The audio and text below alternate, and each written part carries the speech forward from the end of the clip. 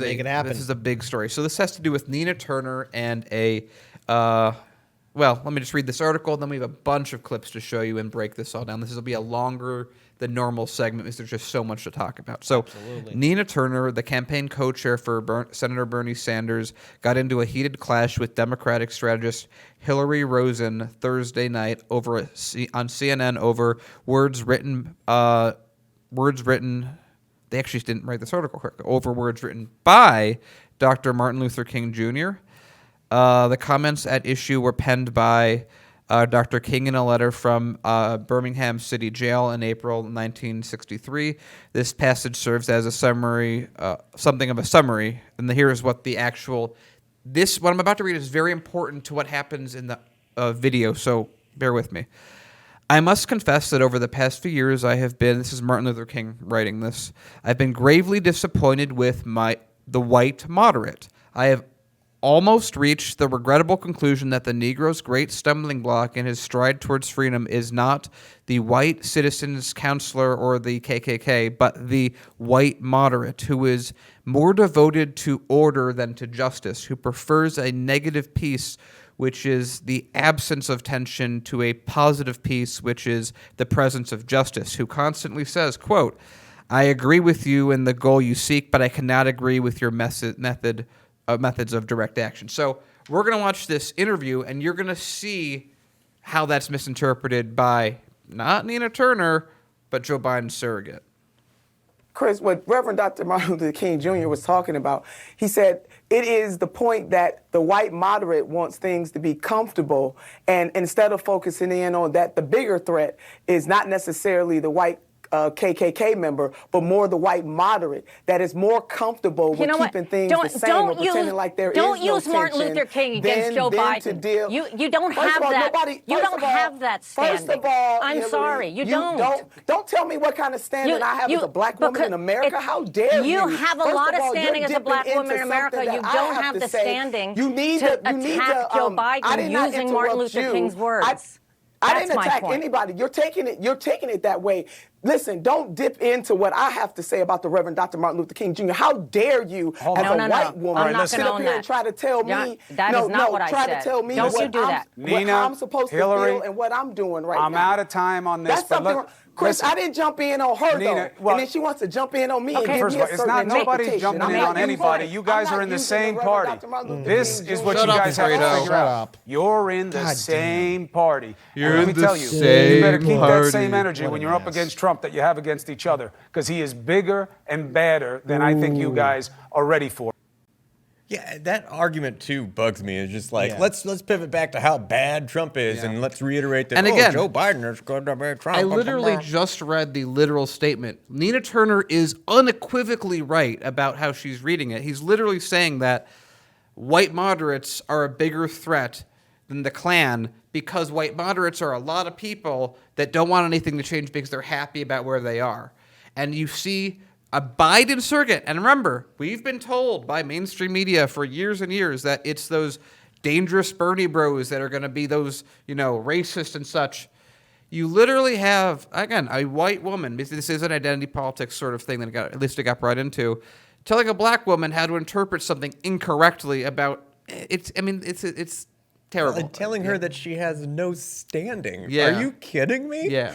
Like, what are you talking about? I wanted to call attention also to some of the Twitter storm that happened after this, because this was what political Twitter was all about this morning. So check this out. So Hillary Rosen, on air Thursday, I said my colleague Nina Turner didn't have standing to use MLK Jr. That was wrong. I'm sorry for saying those words. Please, no need to defend me and attack angry black women. They have standing. Are you kidding me? Wow, you just called what a Nina Turner barber. an angry black woman. And this is when people accurately called her out for calling How Nina barbaric. Turner How an barbaric, angry man. black woman. For saying factual things. She says, I'm horrified that anyone would think that I would call Nina Turner an angry black woman. I would never. Hang on, but you did. You did. It's right there. You deleted it, you idiot. It's also not the first time that she's done that. The previous time was months ago. But I replied to this tweet and I said, you did. And I posted an image of the original tweet and I said, stop gaslighting us, because that's exactly what this is. Now the Bernie bros are getting mean, and they're not being civil, and they need to be civil. Hey, wait. They have to stop being rude. That's a quandary. Obviously there's a unique double standard, corporate media. Biden, when are you going to tell your surrogates to be nice? Biden, when are you going to tell your voters to be nice? Biden, Joe Biden, the guy who stood in solidarity with segregationists, the guy who was against busing, the guy who was against, come on. This is a horrible individual, a man who's clearly suffering from dementia. And you know what? Here's the thing. He was the enemy at one point, especially to the civil rights movement. And then because of corporate media and the Democrats trying to make this image of themselves being nice, he became an ally. So you know what Biden is? He is that white moderate, and you have all of corporate media trying to shield him. And you have good old Fredo. Hey, Fredo! I saw the look on your face as soon as you realized that Nina Turner was dropping truth bombs. But CNN, because all you pundits are all the same, you were there quickly. They're just trying to let everyone know that we got to stop Trump. Trump is bad. The orange man is bad, and we got to stop Trump. You guys are frauds at CNN. And Nina Turner had every right to be mad. Nina Turner has every right to talk about Dr. Martin Luther King. Nina Turner is a progressive woman who has been on point with all her policies, who's been on point with everything about what's wrong here in the United States. And as far as I'm concerned, that white woman Hillary is horribly barbaric. How dare she? How dare she even try and, I don't know. Try and explain. Lie about the intent of Dr. Martin Luther King's words, literally contradicting the bold-faced way that they were written, and then interpreting it as an attack against Biden when it wasn't actually directed at Biden. There is a problem that I'm seeing, especially amongst neoliberals, white neoliberals, and that is the hypocrisy a little bit of white feminism in a way, man. Because that's a problem. It's a cudgel, not what it should be, which is a shield. Yeah, and the thing is why does Hillary all of a sudden get to be the expert of who Dr. Martin Luther King is? Really? She's the expert? Why? Why is she the expert? Oh, because she's Biden's surrogate? Because Biden was Obama's former VP? Shut the hell up. It's 4 degree of blackness. That's how it works on CNN. I guess so. What's interesting, though, is the sentiment that you opened with there is that Joe Biden needs to, basically chastise his surrogates is exactly what Bernie Sanders said. Joe Biden must accept responsibility for his surrogate telling our campaign co-chair, Senator Nina Turner, that she doesn't have standing to invoke the words of Dr. King. That is unacceptable, and Joe must apologize to Nina and all the people of color supporting our campaign. Here's what I don't get, too, because this is a super chat that does relate to this story. Mad Wolf, $2. Mayor Lori Lightfoot has endorsed Joe Biden.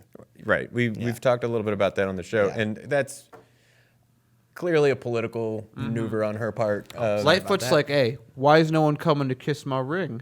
Exactly. So, I could deliver you the votes in Chicago, blah, blah, blah, whatever.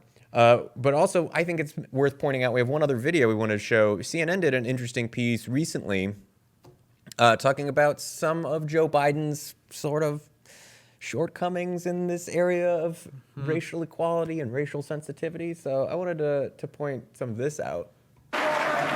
Joe Biden is coming back as a solo act. I'm ready to go. With his long record facing a new look under the spotlight of the 2020 campaign. Gentlemen and ladies of the Senate. One chapter receiving fresh scrutiny comes from his earliest years in the Senate, when he strongly opposed mandatory school busing.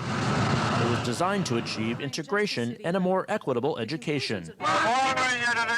It was the mid-1970s. What's less known is how he followed the lead of some of the Senate's most fervent segregationists. In a series of never-before-published letters reviewed by CNN, the strength of Biden's opposition to busing comes into sharper focus. On March 25, 1977, Biden wrote, "My bill strikes at the heart of the injustice of court-ordered busing. It prohibits the federal courts from disrupting our educational system. Biden sought and received support from Mississippi Senator James Eastland, the Democratic chairman of the Judiciary Committee and a leading symbol of Southern resistance to desegregation. He frequently spoke of blacks as, quote, an inferior race. Eastland and others were partners on several of Biden's anti-busing bills. On June 30th, 1977, Biden wrote, "Dear Mr. Chairman, I want you to know that I very much appreciate your help during this week's committee meeting in attempting to bring my anti-busing legislation to a vote." Then in 1978, Biden again asked Eastland to put his anti-busing bill before the full Senate, writing, "Your participation in floor debate would be welcome." Those are issues that he's obviously going to have to answer for. You said surprising. Surprising in what way? Well, the fact that he would solicit the support of staunch segregationists, James Eastland as well as Jesse Helms, introducing legislation as opposing busing at that time. Wow, CNN actually doing some reporting. But you know that the way that they do this is what they always do. They're going to air that one special that has everything in it one time and then go, whenever they're going to talk about this again. But we said it. Now you can look, hey, we're CNN. We talked about this. We did this thing, but we only talked about it once. We only aired it once and then never again. Yeah, okay. Yeah. So here's my issue with Biden and his team, especially with the DNC. You are rallying around a guy who's clearly suffering from dementia. You're rallying around a guy whose record is completely disgusting. And it comes to this point where I even ask all these recent endorsements that Biden is getting, are you guys really prepared to gamble everything in regards to losing this election cycle? Because as far as I'm concerned, looking at Joe Biden as a candidate, he is extremely flawed. This is a guy also, we're focusing on his past also being against desegregation, being against busing, but also we got to remember too that he was against a woman's right to choose. He was against the progressive movement for an extremely long time until it benefited him and him alone. Joe Biden is someone who embraces money in politics. Joe Biden is someone who is basically with the establishment. When is the last time Joe Biden has actually really cared about the working class? I mean, he takes money even from the fossil fuel industry. This is somebody who will lose to Trump because when Trump looks at somebody like Joe Biden, it's easy pickings. Trump will decimate Trump Biden. Literally, it's so nuts. Trump will still, after everything that he's done, everything his administration's done, will still be able to really effectively hit Biden from the left on social issues. Yep, That's nuts. And the Isn't thing that is, insane? Yeah, That Trump is going to attack Biden from the left. And the thing is, look, there's a lot of things wrong about Donald Trump. We don't like Trump. Come on, the guy is a horrible individual. But at the end of the day, he will call out Biden for all his hypocrisy. And, hey, he's not wrong. And the thing is, we are going to call it out. We're going to call Biden for what he is. He's a fraud. He's somebody who's clearly, again, like we mentioned before, he's suffering from some form of mental illness. And the DNC is slowly trying to shelter him. They're covering up from having him speak. I mean, there was a video going out there where he actually forgot Obama's name again. Again. Yeah, right. Again. Right. Yes. Again. Yes. Again. And again. 7 months. You know the rest of it. You know the thing. And see, the thing is, that debate between Bernie and Biden is still going to happen. So if there's ever a chance where Bernie's going to have to take off the gloves and really go after Biden and, dare I say it, humiliate him, it's going to have to be on March 15th. Oh, wouldn't that be wonderful? It has to be. And I know Bernie has said, hey, look, Biden's a friend. You got to throw that out the window because Biden keeps on bringing up the fact about Bernie's vote for the gun regulation. There's a lot. That's all they have on him. That's literally it. Yeah, that is all they have. That and the crime bill vote. That's it. That's their opposition research. But look at Biden's and then he drank research? alcohol in Russia. That's the other thing they have on him. But looking at Biden's records and his surrogates, I mean, again, I'm really disgusted by Hillary trying to explain Dr. Martin Luther King to Nina Turner. There's something fundamentally wrong with it. And this is why I cannot get behind this whole concept of vote blue no matter who. If Biden's a nominee, look, I got to have some pride and dignity. And I'm only going to speak for myself. I'm not going to speak for Daniel. I'm not going to speak for Paul. I'm not going to speak for Heartlands Media or anyone else. But if Biden's a nominee, I have self-respect. I cannot trust a commander who is senile and out of touch. And Biden is somebody who is somebody who doesn't even know where he's at half the time. He's an embarrassment, and Trump will make him look like a fool, and I don't want to look like a fool for voting for somebody like Biden. So I'm not a vote blue no matter who kind of person, and I'm really upset again that the establishment waves its finger at Bernie Sanders supporters and saying, oh well, you guys got to be nice. Be nice. Well, why do we have to be nice? We don't have Medicare for all. Americans are not only going to jail because they're not paying for medical debt, 500,000 are going broke, and many people are just choosing to remain sick. I mean, this is disgusting. We have student debt. We're not addressing climate change. We have a crumbling infrastructure. We're involved in all these needless wars. Big corporations are getting big tax breaks. So I guess we're supposed to be okay. We're supposed to be good little people and just be like, oh, well, you know what? I mean, this is just how it is. This is how it is, and we have to eat our slop, and that's it. I mean, Biden represents that, and so does his surrogates. So to Joe Biden and the establishment, you guys be nice, because you've been taking and taking and taking everything from us. So when Nina Turner stands up and speaks, you guys shut your mouths and you listen, because you frauds at CNN have no right to then play the middle ground saying Trump is bad. Things were bad long before Donald Trump got into office. And so I want to make a final point on this. And me and Paul talked a little bit about this beforehand. Yep. Let's go through the history of who has won presidential elections, shall we? Bill Clinton. Let's talk about Bill Clinton. Obviously centrist, obviously third-way Democrat at the time. Before he did that, before third way was an established brand, it was a new positive swing and a new way to look at the Democratic Party. It was revolutionary. At least it was marketed as revolutionary. And he won. Then what happens? Then you have Al Gore. Al Gore runs as a centrist. He loses. Then you have John Kerry, who runs as a centrist, and he loses. Then you have Barack Obama, who runs as a populist progressive, turns out to be a centrist, just like Bill Clinton. He wins because he ran as a populist. He then gets reelected.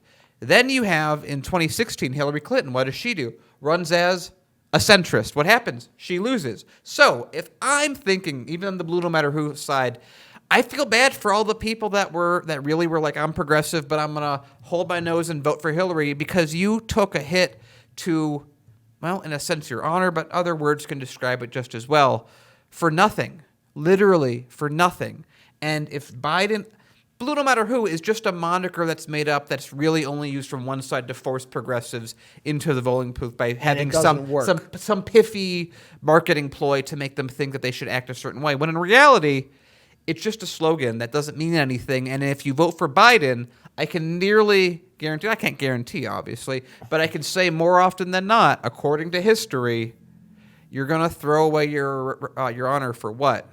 Trump's victory. Yeah, it's like what Eugene V. Debs used to say, and I'm paraphrasing here, but he would say, I'd rather vote for someone whose ideas I agree with, even if they'll lose, than vote for someone whose ideas I don't agree with, even if they might win. And to that point, that's exactly why we're not Tulsi first. I know Lainey's Tulsi first on here, but that's also why we don't tell her to get out of the race. It's why we still treat her ideas as valid, because we're consistent. We have an ideology. Here's how we interpret the world. I'm not going to shift it, bend it, or break it because someone I like or don't like, or I can get power by doing this or that comes in. Whereas that is entirely what CNN has built themselves on.